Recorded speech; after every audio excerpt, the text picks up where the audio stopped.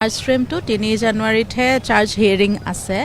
আজি VCA হৈছে তেওঁলোকৰ অভিযুক্তকেইজনক ভাৰ্চুৱেলি তেওঁলোকে প্ৰেজেন্সটো লৈছে, কিবা কিবি কুৱেশ্যন সুধিছে, তেওঁলোকৰ কিবা সেইখিনিয়ে হৈছে আৰু বাকী নেক্সট চাৰ্জ হিয়াৰিং হ'ব 3 জানুৱাৰীত, সেইটো কৈছে। সিমানেই আজি ফাষ্ট ট্ৰেক কৰিব যেন আশা ৰাখিছোঁ আমি, তেতিয়া সুবিধা হ'ব চবৰে। আৰু এতিয়াও মানে 3 জানুৱাৰীতে ডেট দিছে ন, গতিকে আমি এইটো 3 জানুৱাৰীত গতিকে খৰতকীয়াকৈ হৈছে।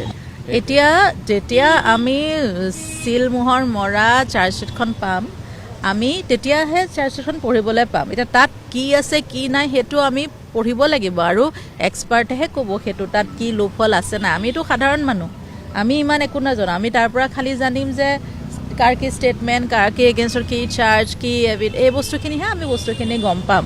এতিয়া বাকী ট্ৰায়েলত আমি অন দ্য প্ৰচেছ আমি গম পাম যে কথাখিনি কি হৈ গৈ আছে, কি হ'বগৈ।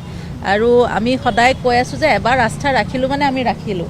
গতিকে আমাৰ ন্যায়ালয়ৰ ওপৰতো আস্থা আছে, চৰকাৰৰ গভমেণ্টৰ ওপৰতো আস্থা আছে আৰু আমি ভাবিছোঁ আমাৰ আস্থাটোৰ মান ৰাখিব, সিমানে কথা। জাষ্টিছটো হ'ব, সেইটোৱে। অনুশোচনা মই একো দেখা নাই, ঠিকেই দেখিলোঁ দেখোন তেওঁলোকক, ঠিকেই দেখিলোঁ ভাৰ্চুৱেলি, কাৰণ ইমান ক্ল'জৰ পৰাতো আমি দেখা নাই ভাৰ্চুৱেলি, এনেই ঠিকেই দেখিছোঁ। আৰু এতিয়া অনুশোচনা কি সেইবোৰ একো দেখা নাই, সেইবোৰ বুজি পোৱা